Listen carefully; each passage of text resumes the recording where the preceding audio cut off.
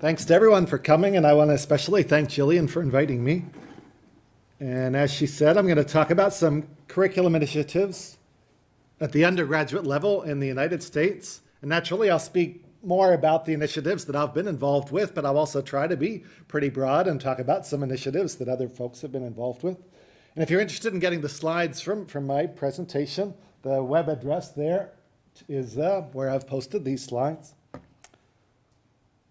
So here's an outline of what I'll be talking about. I'll start with background, of course. And under background, I'm going to talk about two programs. One is a series of recommendations for teaching introductory statistics that the American Statistical Association developed a few years ago. And the other is a program that you might be less familiar with called the Advanced Placement Program, and I'll describe that when I get there.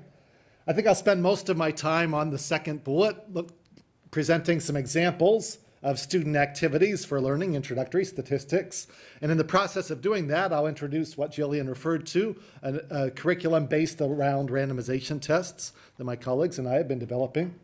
And then fairly briefly, I'll talk about some additional curriculum issues toward the end of the talk, follow-up courses, second courses in statistics for students who enjoy the introductory course. I'll talk very briefly about courses that prepare future teachers of statistics, and I'll talk briefly about undergraduate programs, undergraduate majors in statistics. Oops, that was the wrong way. So in terms of the ASA GAIS recommendations, GAIS stands for Guidelines for Assessment and Instruction in Statistics Education. And this was a series of guidelines developed about 5 years ago by a committee of the American Statistical Association. There's also a similar series of recommendations and report developed at the K through 12 level, but I'm going to refer to the undergraduate recommendations. And the website where you can find this information and much more is at the bottom of the screen. But the 6 recommendations for teaching introductory statistics are what you see on the screen now. First is to emphasize statistical literacy and develop statistical thinking. Second is to use real data in teaching introductory statistics. Third is to emphasize conceptual understanding more than knowledge of specific procedures. Fourth is to foster active learning. Fifth is to use technology not just for analyzing data, but also for helping students to develop their conceptual understanding. And sixth is to use assessments not just to evaluate student learning, but also to improve student learning. And as I say, the web address at the bottom of the screen will lead to those recommendations and much more information in this committee's report. But let me give you a bit more information on that. The report went on to list specific goals for students taking an introductory statistics course at the undergraduate level. And I'm not going to read all of these because that would take up my entire time, but you can see and get a sense for the list of goals there. Students should believe and understand why data are better than anecdotes. Variability is natural, but also predictable and quantifiable. What random sampling allows, what random assignment allows. That association is not causation. What statistical significance means, what statistical significance does not mean. But that's just the first slide. The report goes on to say students should recognize common sources of bias and the other things you see there, when cause and effect conclusions can be drawn. That words like normal and random and correlation that occur very often in everyday life have technical meanings in our discipline. Students should understand the process of statistical investigations, starting with a question that leads to collecting data, typically graphing data as a first step in a descriptive analysis, calculating numerical summaries to accompany those graphical displays, making appropriate use of statistical inference, and communicating the results of the analysis. And I'm still not done with the recommendations. Students should understand basic ideas of statistical inference, what a sampling distribution is, what a p-value is, what a confidence interval is. And I'm still not quite done. And remember, I'm just talking about the first course, the introductory course at the undergraduate level. Finally, students should know how to interpret results in context, how to critique news articles that deal with statistics, when to call for help from a statistician. So let me offer some personal reactions to these recommendations. I happen to think it's a very commendable list of goals, but I also think that these goals are generally hard to attain. And I think it's especially hard to attain because of that phrase that was in there, and understand why. Students should not only know about variability, they should understand variability. Students should not only know when you can draw cause and effect conclusions, but know why, you can draw cause and effect conclusions. And I think that makes this a very challenging list of goals to help students attain. And I also think that in most introductory courses, instructors are often focused on covering a long list of topics and techniques. And I think that makes it all the harder to help students understand these basic concepts and principles. And I argue, at least in the United States, that many students would be better served by a statistical reasoning course than by a statistical methods course. And by that I mean a course that emphasizes the skills that were on the past few slides, instead of a course that tries to teach t-tests and chi-square tests and analysis of variance and a long list of techniques that you or I could come up with. One more personal reaction: when I sometimes get discouraged about my own teaching, especially thinking that students aren't fully appreciating the understanding of why those principles hold, sometimes I comfort myself by telling myself that my students anyway are learning better mantras now than they learned 20 years ago when I started teaching. When I started teaching, I think maybe my students learned, well, when order matters, we're talking about permutations. When order doesn't matter, we're talking about combinations. And at least now my students are learning, well, with an observational study, you can't draw a cause and effect conclusion. With a randomized experiment, you could perhaps draw a cause and effect conclusion. Second point I wanted to mention by way of background, in addition to mentioning the ASA's GAZE recommendations, was to talk briefly about the advanced placement curriculum in statistics. If you're not familiar with advanced placement, it's a program run by the College Board in the United States. And it's a program by which secondary students, high school students, can essentially take an introductory university level course. And at the end of the course, they take a national exam. And if they perform well enough on the exam, most colleges and universities accept credit for having taken their version of introductory statistics. And the curriculum for the course was put together by a committee composed of both university faculty and high school teachers. The exam is written every year by a committee of university faculty and high school teachers, and the grading of the exam is coordinated by that committee. And I wasn't involved at all with the development of the course, but I think the people who did put the course together did a very nice job of breaking up the curriculum into 4 major units. One dealing with essentially descriptive statistics, which is called Exploring Data here. Second unit of the course dealing with data collection issues of sampling and experimentation. Third unit of the course dealing with what you might call probability or randomness, which is phrased here in terms of anticipating patterns. And fourthly, dealing with statistical inference. And if you'd like to read much more about advanced placement, you can go to collegeboard.com and follow links for advanced placement and then for statistics, or I'd be very happy to talk with you afterwards about that. But as I mentioned at the beginning, I'd like to spend most of my time presenting 5 examples, which are examples that I use in almost all of my classes, which I think illustrate some of the GAZE recommendations and fit nicely into the advanced placement curriculum. So these are examples of student activities. These aren't examples that I present to students as I'm about to present to you in a lecture setting. These are activities that students work on in class, and I walk around class and help them to learn what I want them to learn from the activities. The first example comes from a friend of mine who did statistical consulting in Philadelphia, and he was approached one day by some nursing researchers. The study they were working on was seeing if cancer pamphlet information is written at an appropriate level to be read and understood by cancer patients. And so the study involved 2 components. One was they took a sample of 63 cancer patients and measured their reading level. And you can see that the data there, the reading levels purport to be on a grade level scale. So less than 3 means there were 6 subjects in the study who had a diagnosed reading level below 3rd grade level. At the top end, there were 17 patients who had a reading level above 12th grade level. That was one part of the study, assessing the reading level of cancer patients.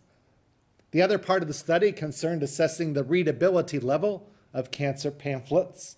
So they look at things like the average number of words per sentence and the rate of polysyllabic words and things like that to determine how readable the pamphlet is. And that measurement also purports to be on a grade level scale. So what do I ask students to do with this information? Well, I ask them a series of questions that you see here. First of all, I ask them to explain why it's impossible to find the mean reading level of a patient. And most of them do a good job of saying, well, if you remember what the data looked like, to calculate the mean, we need to be able to add up those measurements. And we don't know the exact values for the below 3 category or the above 12 category, so we can't calculate means there. But we can certainly calculate medians because we have essentially ordinal data. So I asked students to calculate the median reading level of a patient, the median readability level of a pamphlet. Turns out both medians are at grade 9. So the key question then is whether that suggests that there's no problem. Does that suggest that the pamphlets and the patients are perfectly well matched up to each other? And many students do a good job of seeing that that's not the case. If you remember what the data look like, there are an awful lot of patients who have a very low reading level, below grade 6, and there are no pamphlets written at a readability level below grade 6. And many students do a good job of picking up on that. Some students don't, and so I ask them another question that tries to point them in the right direction, and that is to determine what proportion of the patients have a reading level below that of the simplest pamphlet. So even if a student missed the point on the previous question, that question often prods them to see what I want them to see with this activity. So what are students supposed to learn here? One thing is that it's crucial to appreciate what the research question is before deciding what kind of analysis to do and what kind of conclusion to draw. A second point is that measures of center don't always tell the whole story. If we just look at the medians here, we're missing the point. We're missing the point that the pamphlets aren't all that well matched up to the patient's reading levels. And I'd like to think that this example helps to indicate to students what statistical thinking is. And it certainly uses real data. I try to foster active learning, and I am trying to focus on understanding the concept of distribution and how that applies to the research question here. Second example, I don't know if you can read that well or not. It doesn't matter if you can read it well. If you can read it, you might recognize that those are the words from Lincoln's Gettysburg Address. And what I ask students to do with this activity is to treat those 268 words as a population of interest. And I don't tell them what we're going to study about those words until a little bit further into the activity. And what I ask students to do is to circle 10 words as a sample of words from that population of words. And then I tell them what we're going to study about those words. And what we study is the length of a word, length defined as the number of letters in the word. So I ask each student to calculate the average length of a word in their sample. We create a dot plot on the board of the student's sample means, and then we see how well the sampling procedure did. Well, what's it mean for a sampling procedure to do well? Well, in some sense, you want the sample to be representative of the population. In this case, we want the estimates of the average number of letters per word to be centered around the population value for number of letters per word. Let me show you some typical class results. The population average is 4.295 letters per word, and you can see most of the student samples produce a mean that's higher than that, often much higher than that.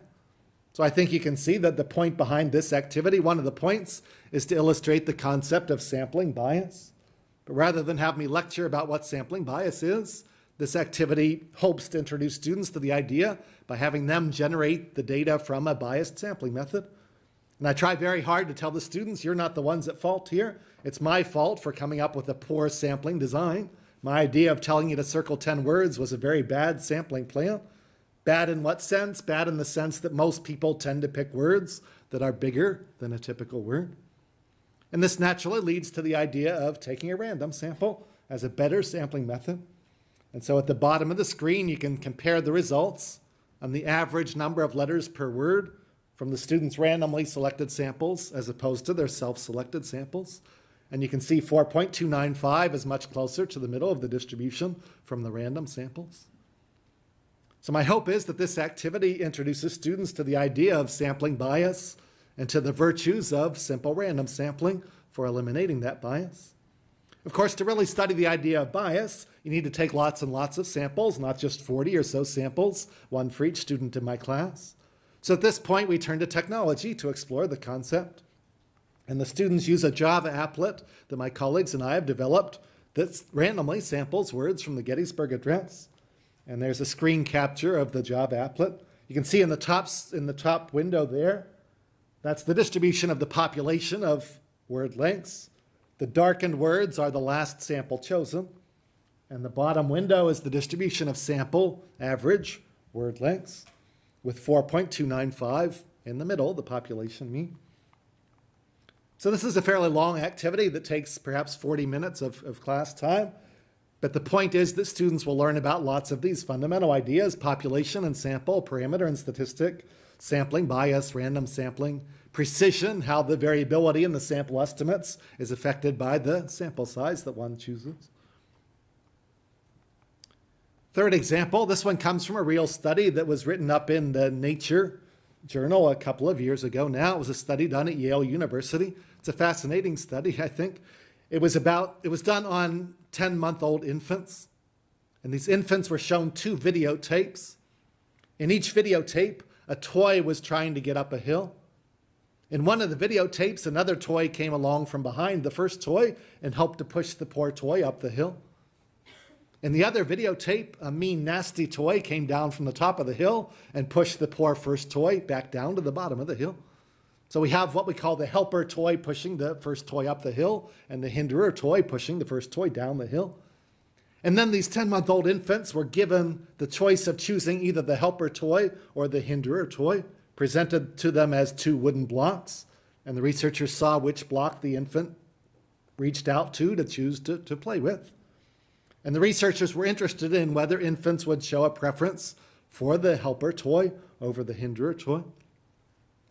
How did the data turn out? It turned out that 14 of the 16 10-month-olds in the study chose the helper toy instead of the hinderer toy. So I use this activity, this study, to introduce my students to what I call the core question of inference. Is such an extreme result, 14 out of 16, unlikely to occur by chance alone? What do I mean by chance alone? I mean assuming that there were no genuine preference, assuming that infants' choice of one toy or the other is equivalent to a coin flip in the infant's head. So my students investigate this issue. We could investigate it by jumping right in and doing the probability calculation, but I prefer to have them jump in and do a simulation. So I ask my students to flip a coin 16 times, with the understanding that heads represents an infant who chooses the helper, tails represents an infant who chooses the hinderer toy. Each student does 16 tosses, 1 for each infant in the study, and then we combine results for the entire class. What do we look for? We look for that question of how unlikely is it to get 14 or more heads out of 16 coin tosses. By doing that enough times, we can approximate what we might call the p-value of this study. Of course, to really approximate that p-value well, we need to do hundreds of repetitions. So at that point, again, we turn to technology. And my students use a Java applet to essentially simulate a binomial distribution, although I don't use that term with them. And in this case, this is a screen capture that showed only twice out of 1,000 repetitions did 14 or more infants choose the helper toy, under the assumption that it's a 50-50 proposition for them. And so I want my students to decide, well, that means these researchers have reasonably strong evidence that infants do show a preference for the helper toy. Why? Because if there were no preference, this analysis shows it's pretty unlikely to obtain results as extreme as the researchers obtained. Again, this is probably a 40-minute activity in class time, but it has several goals that I hope students will achieve through the activity: to get a sense for probability referring to how often something happens in the long run, to understand that one can approximate probabilities by simulation, and most importantly, to begin to get a sense for the reasoning process of statistical significance. Next example continues in that same theme. This is from an article that was written up in the British Medical Journal a few years ago. Fascinating study, not the most applicable study, but a fascinating study. 30 patients who suffer from mild to moderate depression were recruited for this study. The research question was, does swimming with dolphins help to alleviate depression symptoms? Everyone would agree, I think swimming with dolphins is a fun way to relax and spend time, but does it actually improve depression symptoms among people who suffer from depression? So all 30 subjects in the study were flown to the coast of Honduras, where everyone got to enjoy the sun and the beach for 2 weeks. But 15 of them were randomly assigned to swim with dolphins for the 2 weeks, and the other 15 were in the control group and did not get to swim with dolphins. Their depression symptoms were evaluated at the beginning of the study and again after 2 weeks. And you can see the results in terms of which subjects improved in their depression symptoms and which did not. And sure enough, 2/3 of the dolphin therapy group improved. Only 20% of the control group improved. But again, I want my students to focus on the core question of inference. Is such an extreme difference between these groups unlikely to occur by chance alone? This time by chance alone, I mean by random assignment alone, because random assignment is what put these people in one group or the other. And by the word alone, here I mean assuming there were no treatment effect, assuming that swimming with dolphins is no better than getting to go to Honduras and enjoy the beach without swimming with dolphins. Again, I ask my students to simulate essentially a randomization test here. I ask them to take 30 playing cards, one card to represent each subject, to label 13 of those cards as the subjects who improved, 17 as the ones who did not improve, to shuffle them up, deal out 15 for the dolphin group, 15 for the control group, and then see how many of those who improved were randomly assigned to the dolphin group. We do this a large number of times and see how surprising it is to see the results the researchers actually obtained. Again, we turn to a Java applet after they do the simulation by hand. And again, you can see it's pretty surprising to obtain such an extreme result just by random assignment. So again, I think you can see that my goals are to help students understand at a somewhat deeper level what the reasoning process of statistical significance is, what a p-value means, what a p-value doesn't mean, and how to apply such a simulation analysis to the results of any randomized experiment involving two groups with a yes or no response variable. My final example is, I was also going to mention, depending on the mathematical level of the course, you might want to follow up by talking about the exact randomization distribution here, getting into hypergeometric probabilities and Fisher's exact test. My last example is very much in the same lines as the previous two. This study deals with sleep deprivation. Lots of studies show that sleep deprivation has harmful effects on cognitive functioning the next day. This study was about, are there lingering effects even 3 days later? So the subjects in this study were randomly assigned to either be sleep deprived on the first night of the study or to get as much sleep as they wanted on that first night. And then on the second and third nights, everybody got as much sleep as they wanted. The response variable here is the improvement in score on a visual discrimination task that the students undertook at the beginning of the study and then at the end of the study. So a positive value means the student improved from the beginning to the end of the study. A negative value, of course, means the student did worse the second time than the first time. Looking at the dot plots, you can see at least some indication that the sleep-deprived group tended to have lower improvements than the unrestricted sleep group. But I want my students, again, to think about what I'll call the core question of inference. Is such an extreme difference unlikely to occur by chance alone? And again, by chance here means by random assignment, because that's how these subjects got into one group or the other. Alone, again, means if there were no effect, in this case, of the sleep deprivation. What's different here is the response variable is now quantitative, improvement in score. But again, I have my students simulate a randomization test and then turn to the computer to do that simulating. And again, it turns out this difference is pretty significant. It's fairly unlikely to have occurred by chance alone. So these last examples indicate that my colleagues and I are working on a curriculum that's built around the idea of randomization tests and introducing students to the logic of inference by having them simulate randomization tests, as opposed to starting with the normal distribution and deriving the t-distribution and other related tests that one could develop. There's a wonderful quote by George Cobb in a fairly new journal called Technology, Innovations in Statistics Education, which argues that a traditional curriculum built around normal tests and t-tests is similar to Ptolemy's cosmology in having the wrong thing at the center of its universe. And what I like about these ideas is that you can do these activities from the very beginning of the course. And by coming back to them time and time again, the hope is that students' understanding of these difficult ideas can deepen each time.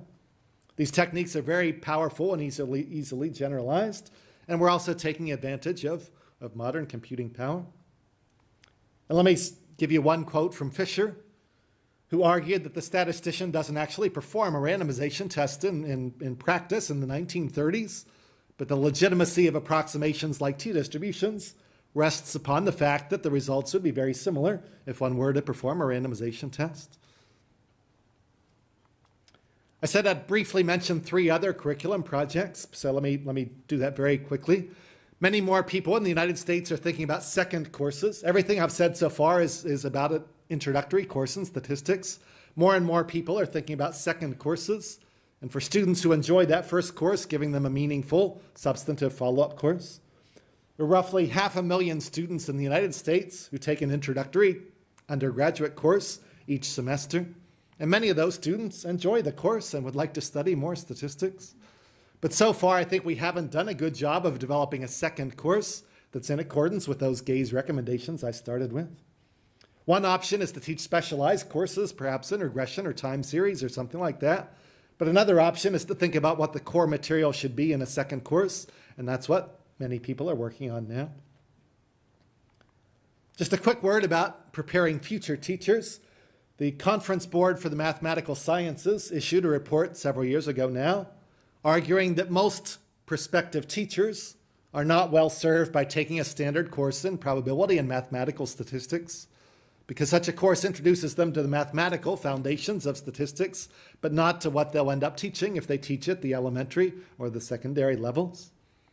And so several people in the US are working on courses that try to model the active learning pedagogy I've been talking about for prospective teachers, and also trying to introduce content that emphasizes what the GAZE recommendations call for, emphasizing statistical thinking, concepts, and data. And finally, let me say a quick word about undergraduate programs in statistics. I think it's fair to say that most statistics departments focus on their graduate programs and training their graduate students, training the next generation of statisticians. And generally, few resources are devoted to undergraduate programs. There are exceptions, but I think it's fair to say most statistics departments do not concentrate their resources on their undergraduate program. But more and more undergraduate majors in statistics are being developed. About a decade ago now, the ASA launched what it called the Undergraduate Statistics Education Initiative, where it developed curriculum guidelines for undergraduate programs and wrote articles about majors and minors and described exemplary programs. The school that I teach at, Cal Poly, is an unusual institution in that we don't have a graduate program, but we do have a fairly vibrant undergraduate program with about 60 statistics majors. In June of this past year, we graduated 21 undergraduate statistics majors. And I won't give you time to read this, but you can go to our department's website if you want to read more about the learning objectives for our statistics majors. And that screen, dense as it was, wasn't the only set of objectives. We also have these objectives as well. So let me quickly mention, I think I'm out of time, that the applets that I referred to earlier, you can find from the RossmanChance.com website. Chance is my colleague, Beth Chance, who developed all of these ideas with me. The examples that I demonstrated are from one or the other of these two textbooks. And the ideas for the randomization-based curriculum you can find at that website. And thank you very much for your attention. Thanks again to Gillian for inviting me. So this is a joint talk that I'm going to be giving between myself and Professor Helen MacGillivray. Helen has asked me to pass on any regards to anyone who knows her. She had the option of coming to the Royal Stat Society conference or attending her eldest daughter's wedding. And unfortunately, I guess for you guys, she had to go with the latter. So, but she has asked me to pass on her regards. When we were asked to put a paper together for this, the point was meant to be to talk about an Australian perspective and the development of a couple of the units that we teach at Queensland University of Technology, and that's what I'm going to be focusing on today. The point was also to bring in a bit of my background, because I did my degree at Manchester University in the UK, so I've come through with a bit of a theoretical background in statistics, and then I went on to do my PhD at an Australian university, the Australian National University. Again, it was quite a theoretical PhD, and moved up to Brisbane, where everything tends to be very much applied, very much related to data analysis, especially in the teaching more than anything. So part of the reason for giving this talk is that I can put a little bit of that perspective on it as well. Okay, so a large part of this talk is going to be talking about two of the units that we teach at QUT. The two first-year units that we give to our science students and also to our maths students. But the two things that I want to stress right now is that we need to lay sound statistical foundations for graduates for future courses, work and research, even though they probably don't realise it at the beginning that these foundations are really important, but they will come across these later on and have to go back and think about the statistical foundations that they have learned. And also the need for sounder foundations in data analysis and probability and distributional modelling. Okay? And I'm going to talk a little bit about the PPDAC cycle, which I'm assuming people are familiar with, but I have to remember it myself now. Problem, plan, data, analyse, and conclude. I think Helen has come up with her own little acronym because she doesn't like the word conclude. So Helen has her own little one, which we'll come back to later on, but she describes hers as PCAR. So we've got problem, PCAR, problem, collect, analyse, report. Okay, but I will talk about that a little bit later on. And also through problem solving and modelling, and we try to do this at QUT through real life examples, and QUT's slogan is actually a university for the real world, so it kind of fits nicely with what we actually teach up in Brisbane, or over in Brisbane. Okay, so the two units that I want to talk about today are an introductory data analysis unit, and this in one shape or another gets taught to about 1,300 students. Okay, that's not all in one class. We've got 3 data analysis units that go out to different types of students. I'm involved in teaching the compulsory service unit, which goes out to all science students. The maths students actually sit in within this unit and do the same content as the general science students, even though they've got a stronger maths background. The same unit with little few tweaks here and there goes out to the engineering students, and also we have a med science unit which includes pharmacy students and also optometry students, and they get taught a similar amount of content. They also get an extra third of basic maths, so calculus and things like that, but and then they have, I guess, 9 weeks worth of statistics, which is what I teach in the science unit, except taught in a quicker fashion. Okay, I'll just point out one little thing, that I teach the science unit, Helen MacGillivray teaches the engineering unit, and we have another Helen that teaches the medical science unit. So if anyone wants to come to QUT and try and get a job in statistics, if you're not called Helen, you've got no chance in hell. We did actually have a 4th Helen within our school, but she was in the admin section side of things. So anyway, that's just a little aside. But this unit goes out to about 1,300 students per year. And the general focus is on teaching through data, really. Okay, so structured around data investigations and therefore having purposeful but minimalist probability. That comes later on in the second unit, which follows on, because we don't see the need for it so much. The second unit, which I will get to later in the talk, is called, well, its topic is Introductory Probability and Distributional Modelling. Okay, now this is compulsory for all maths stats majors, and we also have the maths education students sitting in doing this unit as well, and they must do that particular unit if they want to go on and teach maths in Australian schools. So this kind of talks around building skills in problem solving. We use data to talk through the topics, to teach the topics, and then by using data through a group project, we end up with student-owned experiences, okay, which we find helps a lot for the students. And just in general, this is for all courses at QUT, they are 13-week semesters. We have 3 hours per week as a lecture, and then 1 hour per week in a tutorial or a lab group. And we've got about 1 tutor for 20 to 22 students. Okay, lecturer sometimes attends the pracs as necessary, depending on what the work they're actually doing is. Okay, so just to give you a little bit of background on the data analysis unit, because of the way that the unit's been structured and developed over the years, Helen started this in 1994, and I will go back over the history shortly, but she has been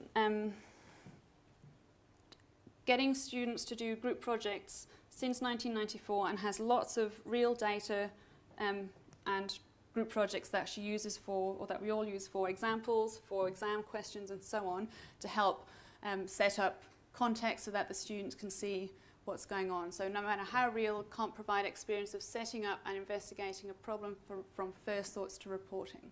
Okay? We also encourage students to report how, what, and when. So any problems that they've come across when they've been collecting data and so on.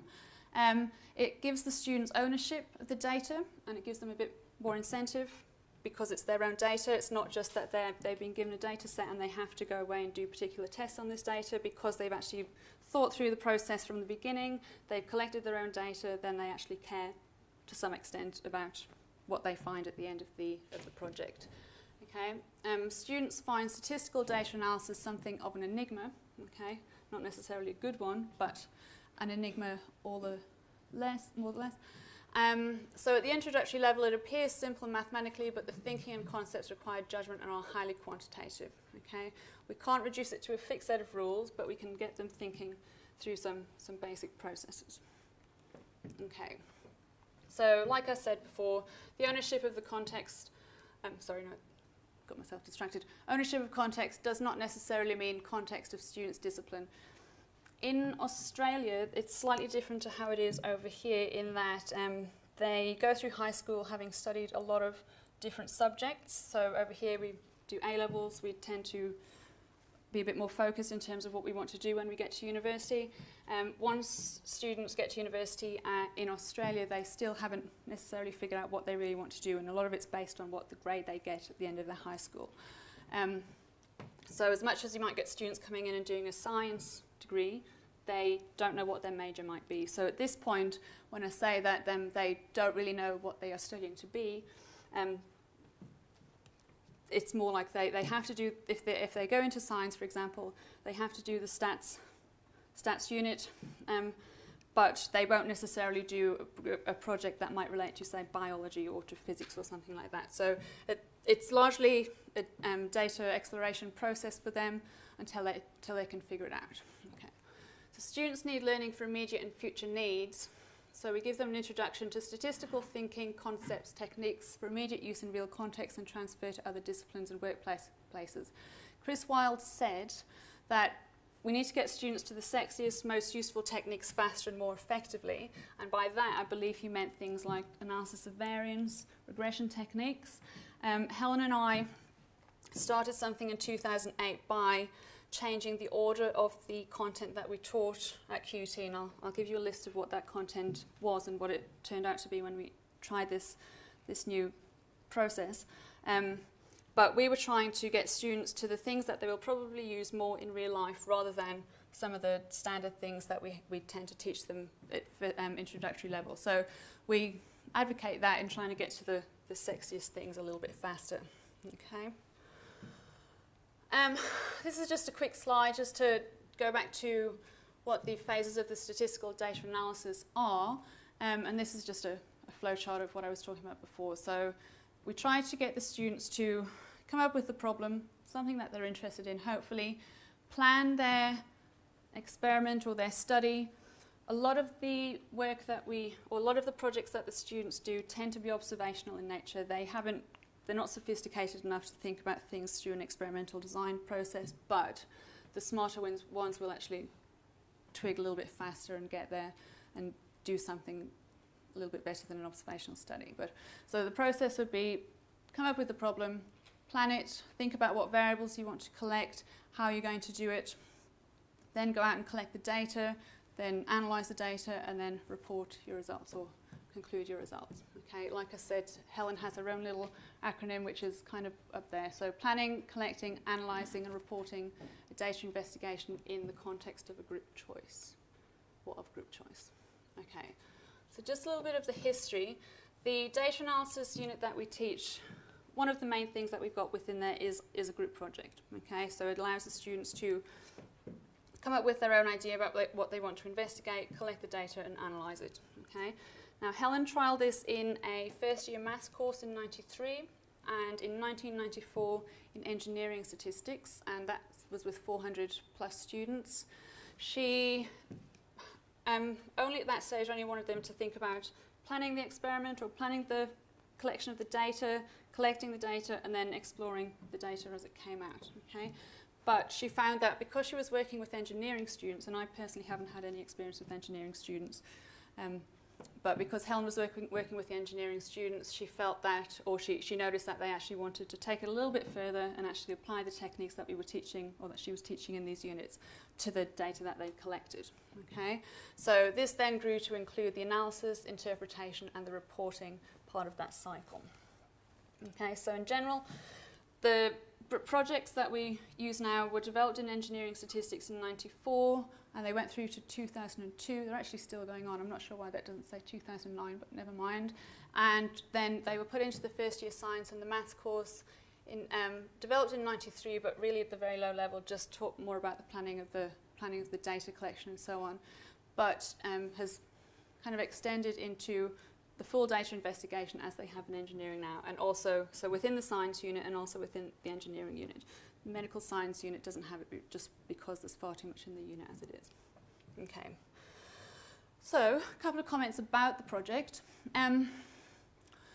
It's a group because the task needs a group. We've got about 350 students in the science unit, for example, and if we don't have groups, then we've got a huge amount of marking to do. So 60 projects, which tend to be about 40 pages long, is a lot of marking in the first place, but it needs to be a group project for a number of reasons.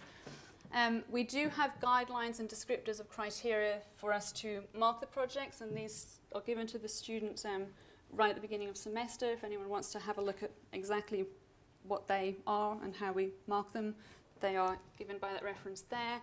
But they are basically marked out of 20. There are 3 sections. The first one is about the planning of the project, collecting the data, describing the variables, and then talking about any problems that they encountered.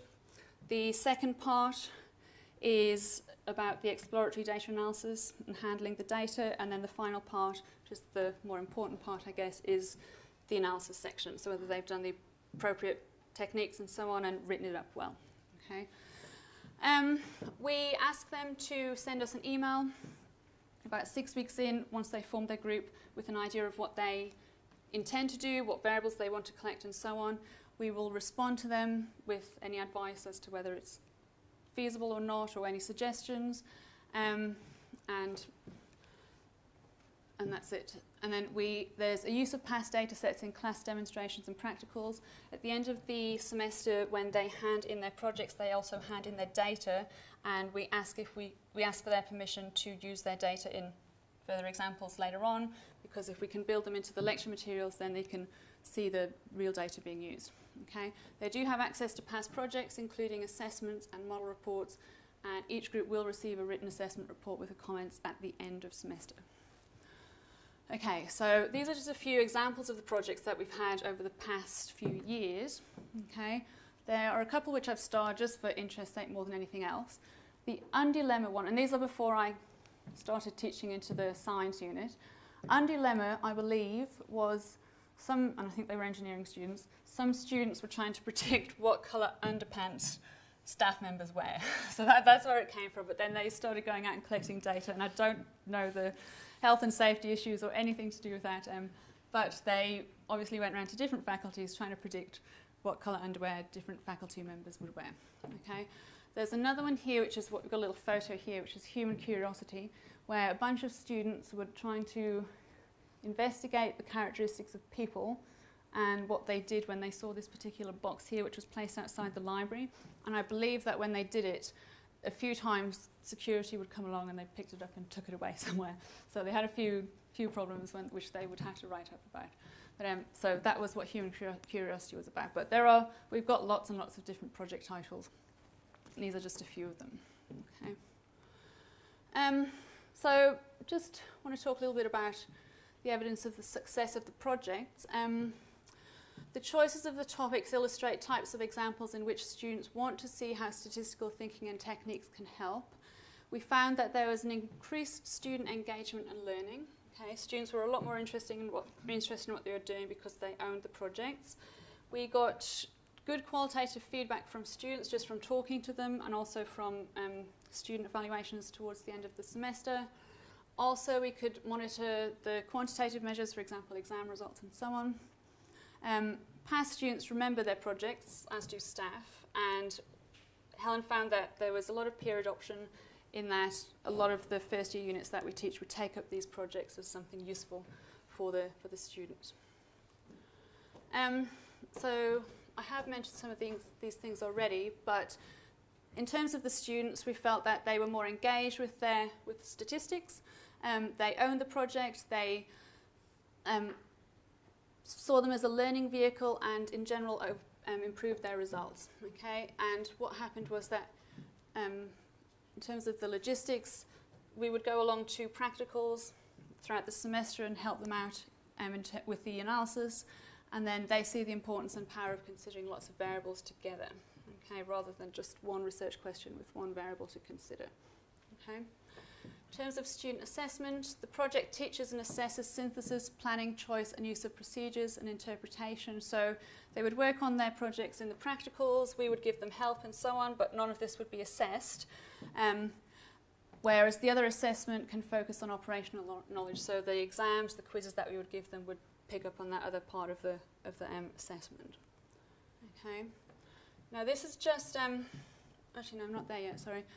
So the effects on teaching and course structure. So these are things that have been developed as Helen's gone through teaching this from 94 up until now. So let me just skip a few points.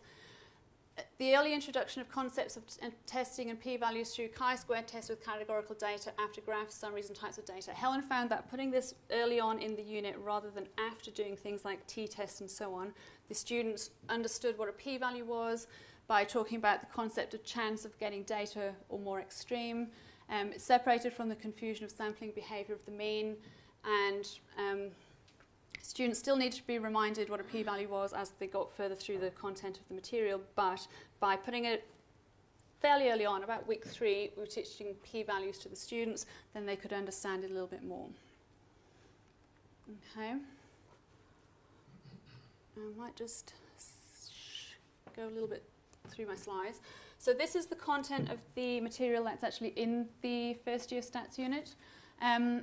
And so I'll just quickly summarise it, but this is pre-2008. So the way that we would teach it would be through planning, collecting, handling, graphing, summarising, commenting on data, then going through categorical data with chi-squared tests and p-values, then go on to standard things like revision of the normal, standard errors, confidence intervals and t-tests for means, proportions and variances, then typical things like ANOVA and experimental design, but this is all done via software, otherwise it's too hard for the students at least, and then moving on to regression. What we did in 2008 was we swapped some of these things over and we actually pushed ANOVA and regression up a little bit and brought the confidence intervals and the t-tests and all of that stuff right down to the end, okay?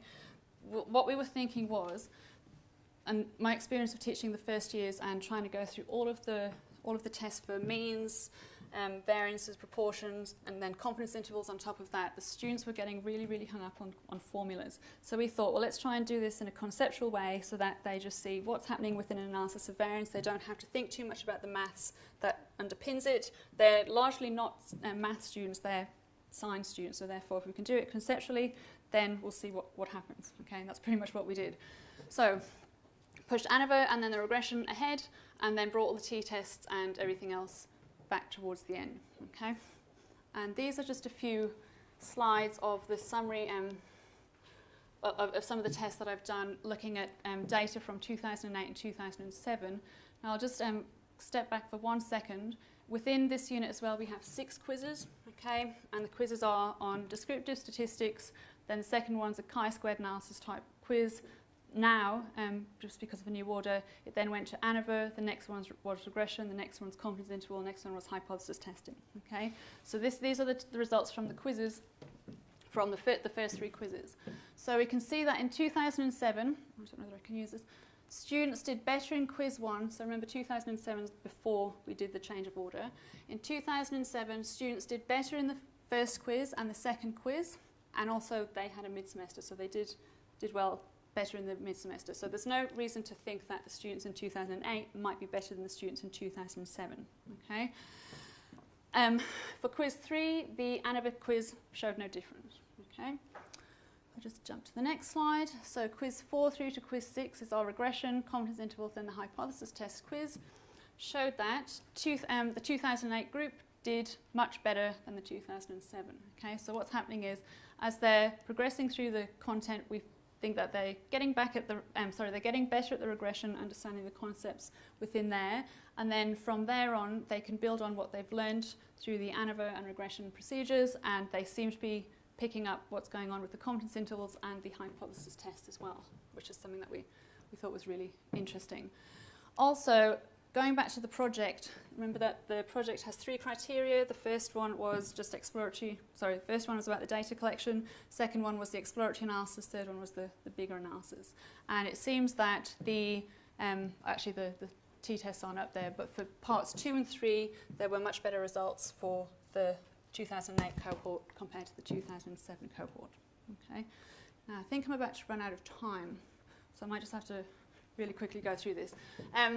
The other thing that I wanted to talk about was just the introductory probability and distributional modelling unit. I will just skip over some of the things. This is what we actually teach in the second unit. Remember, this is going out to all of the maths majors, maths and stats majors. So the content is here. I'll let you read that quickly while it's up there.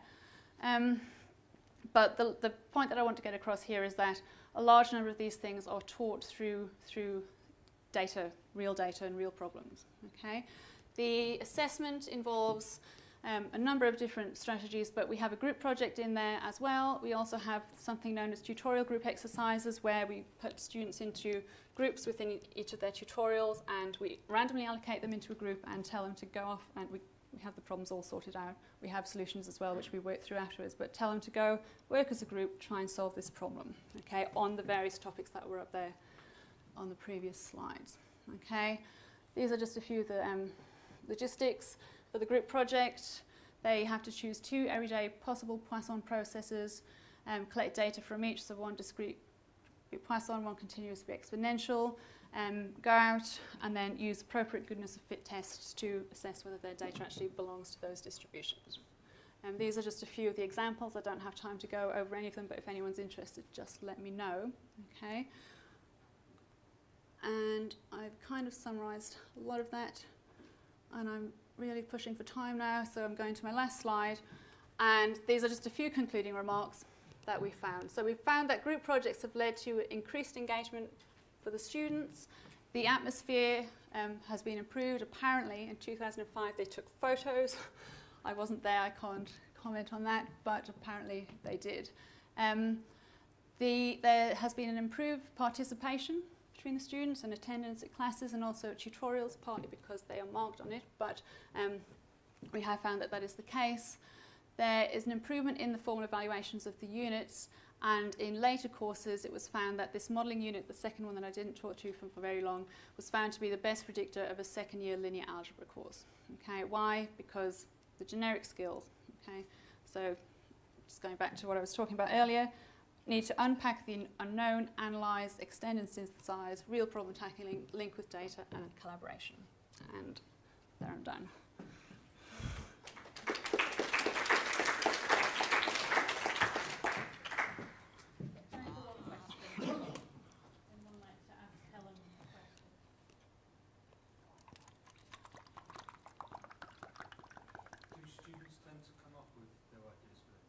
Yeah, they do. No, most of them, I mean, they do come and talk to us in the lectures, and they just need a little bit of pushing and to think about, you know, what's interesting to them and so on. But you don't spend your whole time trying to no. Or I mean, we've got a lot of tutors. They probably go and bother those a little bit, but that's fine. So, but no, I don't find that I spend a lot of time coming up with ideas. And we've got huge numbers of past projects that we can show to them and just give them a few ideas about what they can do. What you put into the data collection? Only in that initial email that they send to us, just with an idea of what they want to do, and then we just give them, I guess, logistic responses to, I guess, to collecting the data, the variables that they're going to collect the data on, and so on. But that's about it. I mean, some of them will come up with terrible data at the end, but the majority of them don't. And then if they do have really bad data sets at the end, then at least it's a learning process. So the next time they would think, right, well, what would I do differently? Thank you very much. It's okay. I would like to ask you first, all of you, how many of you are teaching statistics? Can you raise your hands? And how many of you are teaching stats as a service course? How many of you are teaching classes with more than 600 students sitting in a room at one time? Okay, so that leaves me here. Okay, I'm going to talk a bit about those past experiences when I, as a brand new PhD student, was basically given a textbook and a book of exercises and was put in front of students and was told, you just teach. I wasn't told how. I wasn't told how to deal with a mega class. There was this overcrowded curriculum that Allan was talking about before, so method after method after method. And of course, teaching the students of business and economics, you can imagine how thrilled they were to learn about statistics and statistical computing and so on and so on. It was only later that I managed to find out that I'm not the only one who is facing all these problems that I just enumerated. And the negative student attitudes per se are reported in a vast amount of studies. There are just some significant from the previous decade listed here. I still think that the majority of my students, when they are faced with the prospect of studying statistics, think of stats as an enchanting castle, as you can see in the cartoon over there. And that basically leaves me to a question how to overcome these difficulties. And this is something that me and my colleagues were working very, very hard to give to our PhD students, teaching assistants and so on, so that they wouldn't be put in a situation that we ourselves faced 10, 15, 20 years ago. I think that the present dilemmas and future challenges as far as teaching statistics are concerned can be sort of summarized in two key words, stability and change. Now, we have on the one hand the elements of stability, the already mentioned basic curriculum on the one hand, on the other hand the negative student attitude when it comes to statistics as a service course. On the other hand, we can play with elements of change.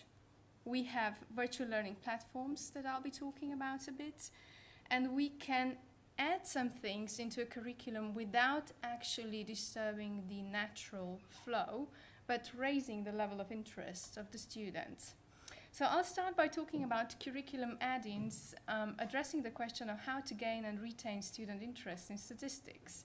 And this might seem sort of theatrical, but I think that if I was told to structure each session as a theatrical performance before I went to the classroom for the first time, my life would be much, much easier. Thinking back now, I think that, of course, I had the opportunity to learn from my own professors when I was a student. There were actually some who were capable of, leaving the lecture at a picture of a matrix and then starting the lecture with that same picture without any preliminaries the next time, be it in a week, be it in 2 weeks' time. So something that we now put our teaching assistants to heart is you can really, really win if you have a clear structure, an introduction, a peak, a conclusion, clearly summarized key messages. And if you follow this up with slides that you put online, then you already won. Then there is, of course, rule number 2 that Helen was addressing in her talk. Whenever possible, use data sets collected by students, and if that's not possible because you're teaching a mega class, at least use data sets that are of interest to students. Then there is rule number 3 that I personally find very, very attractive and also very efficient. Try to include small history lessons wherever that is appropriate, and I'm going to show you what I mean by that. When we introduce Pearson's coloration coefficient, we talk a bit about Pearson, what he was, how he was as a person, trivia and stuff like that. That gets students interested and involved. When we're talking about census, we never fail to mention what Florence Nightingale did during the war. When we are talking about the distributions, of course, we show them Gauss so that they can at least visualize the guy. Then we never fail to discuss famous statistical blunders. And there's ample literature on that. I'm sure you're pretty familiar with Daryl Huff's classic, and then there are several other books like Hukis and Kremers in the German language. This is an example that's a very old one, but the message still gets along, and we of course try to modernize these messages. Then the book that I have to say changed my life and the life of my teaching assistants, definitely Salzburg's book, The Lady Tasting Tea, because now what we can do is explain how experimenting came to life, all these nice stories about experimenting with tea, whether milk is to be poured first or whether the boiling water is to be poured first, and so on. And of course, statisticians of the centuries on the other side. And not to mention different websites that are full of useful information. It just takes time to gather them. Also, for students of business and economics, it's very, very important that we discuss statistics in the socio-economic context. So when we are sort of introducing surveys, we never fail to mention the history of surveys, and we also try to address the history of surveys in the socio-economic context of my home country, which is Slovenia. So who was the ruler who commissioned the first survey in Slovenian soil, approximately when, why, and then we come to this very enlightening discussion of taxes and soldiers and stuff like that. Then there are a lot of useful online resources that don't need a lot of effort to get our hands on them. So we use a lot of what is posted on the web page of the US Census Bureau. Then there is one thing that gets students very interested and helps us when we are dealing with the introductory descriptive statistics. How frequent is my name? How frequent is my family name? Which are the rarest names, and so on and so on. We play around with these data sets a lot. Then there is an inflation calculator, again, on the webpage of the United States government that shows how $1 in time changes in value. So these are all things that are already there and that are readily available. So I'm not going to demonstrate it now, but it's very easy to use, and students find it interesting even in a classroom that has an enormous size. Then we play around with student assignments. I mean, if you have a class of 600 students, it's rather impossible to deal with student projects the way that Helen's were describing them. But what we do is encourage students to apply the knowledge that they gained in history lessons by identifying examples of statistical fraud, and then present those examples in class and get some extra credit for that. So that's an example that they came up with recently. It also demonstrates, among other things, how Slovenian press agency does not like our neighboring country. But nevertheless, this conclusion here is then, of course, being discussed, and all the implications derived from it. I don't think Italy should really be reprimanded. I think they achieved quite a lot as far as the EU legislation is concerned, certainly in line with all other countries. Then what they also do is analyze companies' annual reports, try to find out misuse of stats in there, and I have to say that this is one of the most fertile hunting grounds for us. I don't think this is going to change in the future. And then they search the internet for really illuminating history-related statistics. This is something that they presented in class as well, and this was brilliant because we could really sort of use it as an introduction into the discussion on the context of statistics and how to explain stuff and how to find causes and when to find out that causes that seem obvious are actually not causing the effects that they seem to cause. And I have to say we had a very good, very positive feedback from students. So what we're thinking about now is that we should actually move from history lessons to a seminar in history of statistics, although I don't think that our dean is going to show much understanding for that, because we are, after all, in this service course. But what he is definitely showing a lot of understanding for our virtual learning platforms, because definitely what we want to achieve is that our students have gained increased quantitative literacy. And by quantitative literacy, we don't just mean statistical literacy, but also computer and web or online literacy, which are defined a little more in detail in the coming slides. So we want our students to know where statistical resources are, how to access them. We want to simplify the communication flow among instructors and students, and so on.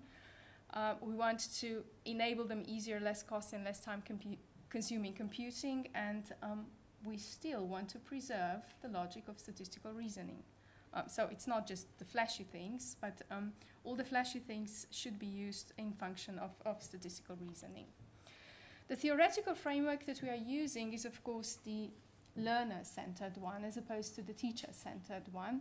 We want to be proactive teachers. We are striving to be proactive teachers rather than the reactive ones. Whether we are succeeding or not, I think the future generations of newly employed are going to be able to tell us. So we are waiting for this feedback to come from the marketplace.